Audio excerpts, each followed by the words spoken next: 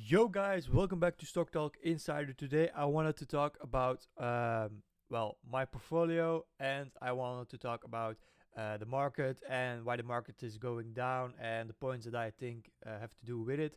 And next to that, a little bit about SOFI. So today, my portfolio, what has it done since the 18th of December in 2024? About almost a month ago, when the Fed cut the rates, but the market wasn't really happy with it because the economy wasn't really in a place to be cut with the rate. And after that, they also said that instead of the four rates that were going through the market that would be done in 2025, there will be probably be only two cuts, because well, the job reports are actually pretty steady. The economy is actually pretty steady, and in the other hand, inflation. That's one thing that's maybe not that good as they thought. So actually, the market and I mean the economy at this point is just in a way, um, that they don't really need a cut, but they also don't need a raise. So it's best for the market for in the foreseeable future to just stay in where they are now, because you can cut rates, but if jobs are just being created like that, and you have inflation that is going a little bit higher than expected, and well, there are just a little bit of uncertainties. Also, since the end of 2022, the market has only been going up, and yeah, we are actually not that far away from when COVID actually was stopping.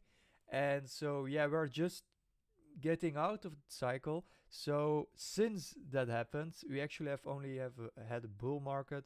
Yes, you had some bad days here and there, but to keep it all in perspective, we are just out of Corona for about around 2.5 years, 3 years. That it's actually really just normal again. You don't have to wear a mask or anything. So around 2.5 to 3 years ago, we should have worn a mask. That's only so much time ago. So since that time, since the end of 2022, the market has only gone up. And if we look at the S&P on a 5-year basis, you look here around, let's take, yeah, 30 December of 2022. Since then, the market only has gone up and up and up and up. And now we're here with this little bump. And yeah, the market has been going down since December 18th. And of course, some prices were too high priced in. Some cuts were in a lot of stocks and bonds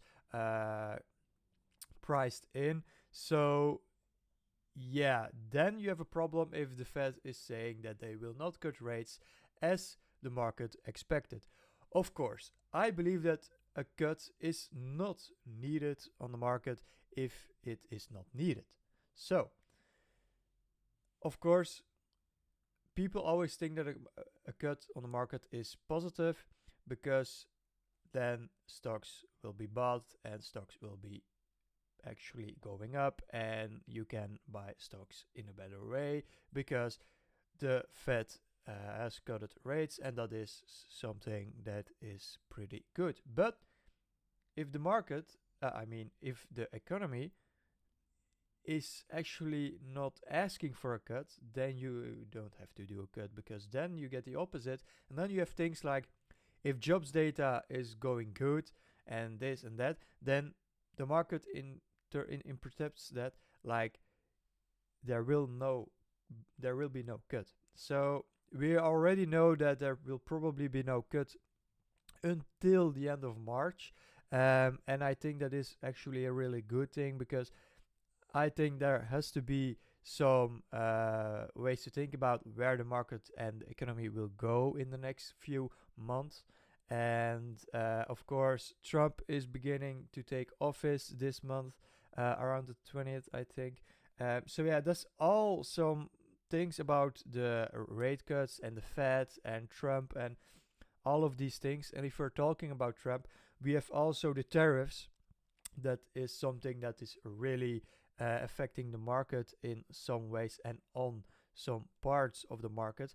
But for now, we have had uh, Trump say that there will be no tariffs. Then we have Trump that he a little bit after that that he said there will be big tariffs and this and that, and then with Canada, those sort of problems that have raised, which are not really problems, but just well, I can't get on the word in English, but I think you can get to it. Um, so then he came with, we will be doing big tariffs, and now we're actually already getting off those tariffs. There probably will be tariffs, but it is something that is at this moment just air. It is air with noise in the sky. So at this moment, I'm not taking too much attention for the tariffs, but if you look at it, keep it a bit in mind. There will be probably be tariffs, but not on the scale that there has been said, like 25% on this and that. There will be tariffs probably, but not on those scales. We just don't know when and how much those tariffs will be and who will be infected the most. So that's my thing about tariffs. We actually can't talk about it yet on a big scale. We can say that there will be probably tariffs, but we still, again, don't know how much those tariffs will be and when those tariffs will become true. And of course, those tariffs have only been talked about when Trump is actually not yet in office. So he can talk a lot and he can talk a lot with people, but he cannot do anything yet. So that is one thing we have to keep in mind, that tariffs will only actually start to be a threat if it really get out of hand, starting from Trump getting in office. So from now on, I don't think tariffs at this moment are the big talk. I do think that where will the Fed go and where will the rates go and where will inflation go and some key factors in the market that the market responds to. For now, tariffs can be one of those things, but not right off today. In the foreseeable future, yes, of course. But for now, not yet. Then we also have the VIX that is up since the 18th. The VIX hasn't really gone down since then. It's stayed around, I think, if you look at it, the VIX, it stayed for a month around, between 17 and 20. Between 17 and 20, and it hits 27. So yeah, that's a bit about the VIX right now. I had another thing that I wanted to talk about. Yes, of course, we also have government bonds. So those will get higher rates, which means that the bonds before will be less worthy. So people who got bonds before they were raised or will be raised, those bonds will be worth less because you have higher yield bonds. So yeah, that's also one thing. Then the jobs, there were 256,000 new jobs in the latest report of Friday the 10th. And yeah, that's actually what I wanted to talk about. And of course, you have the Russia and China working together more and more. And yeah, there are just a lot of factors at once that are playing. But if you look at the long term, eventually it is all noise. There will always be some trouble. Then it will be bigger, then smaller, then in between. Just in the main fact, there will always be some trouble. And you have to keep in mind that that is just the world and that is how it works. There will always be trouble there. Then there will be some war, then there. There will always be some uncertainty in the world and just people not getting along with each other or communities or populations or countries. whatever it is or in which factor you take it, there will always be problems. But if you look at the other end, there will always also be good times and solutions. So, I actually don't want to take a lot of time on those noise, because if you take your own company that you wanted to invest in, like a SOFI, like me, I wanted to invest in SOFI, but let's take the portfolio. I have at this moment AMD, Palantir, SOFI, and Tesla, and I am willing to make a position in Grab, but I'm still looking into it. So my portfolio went from 17,000 to now almost 11,000 in profit. So around 41,000 to 37,000. I put 1,000 each month on it, and I've been doing this since September 2023. So I think for not even a year and a half of investing, this is a very good portfolio, I do think. Of course, you have some big risk, but if you just believe in the companies and you think long term, it is your own problem. I have 11,500 in profit, and yes, I've took the ideas of investing in these companies and taking the risk. So that is my problem. You can say what you want about me or about those positions. I believe in those companies, and my belief in those companies have not changed with which problem or news title that has been coming out. What I wanted to say actually right now is in the very short explanation that if you pick a company like now SOFI, I wanted SOFI because SOFI is just a very big company and let me say it has the potential to become a very big company and a very big bank, and one of the big banks of its time. Of course, there are a lot of young people starting to get an account on SOFI. So if we look at Galileo accounts, this is just skyrocketing from Q1 2020. And if you take Q1 2020 for the normal members, you have gone from 1 million, just over 1 million, to now almost probably 10 million in Q4 of 2024. So that is a big, big number for 4 years of growing. So it is just a company that is growing exponentially and very rapidly.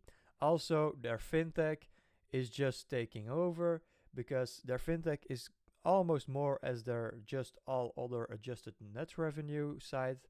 So the normal banking side actually. So this is just something where you can see that it is actually really a fintech and it is growing. And I do believe that $14 is not the price SOFI should have at this moment. I do think with the innovation, with the growth of the company, with the CEO, with just how the company is running, I do think SOFI should be, and the potential of all the young people in America who will be probably joining SOFI. They also don't have physical banks, so they have a good, I can't get on the word, but they have a benefit right from there. So they have more income because they don't have to pay rents or they don't have to buy properties for their banks because it's all online. It is a new age bank. And this new age bank is getting more into fintech also because it's becoming more fintech than the bank itself. And besides that, it is also just a bank. So there is just so much opportunity. They are just growing and growing and growing. Their charts have only been this since 2020. And keep in mind, they have been going through Corona, through the student loans debt that didn't have to be paid. And so, yeah, this is a company that I think should be worth around $25 right now. But of course, who am I? It is 14. We can change it to down or up. At this moment, it is 14. And to keep you guys not longer waiting, I will be buying more SOFI. And what I mean is that Your companies and the growth of your companies doesn't really have to change because some news titles. The core of the company you chose will always keep itself. Of course, when a company's core business and ideas change, then you have to look at your company you invested in again and again until you understand it again and decide if you want to invest in it or not. At this moment, at this particular moment, every company that I invest in, and I had more reasons to invest in, haven't changed a bit since I put my money in it.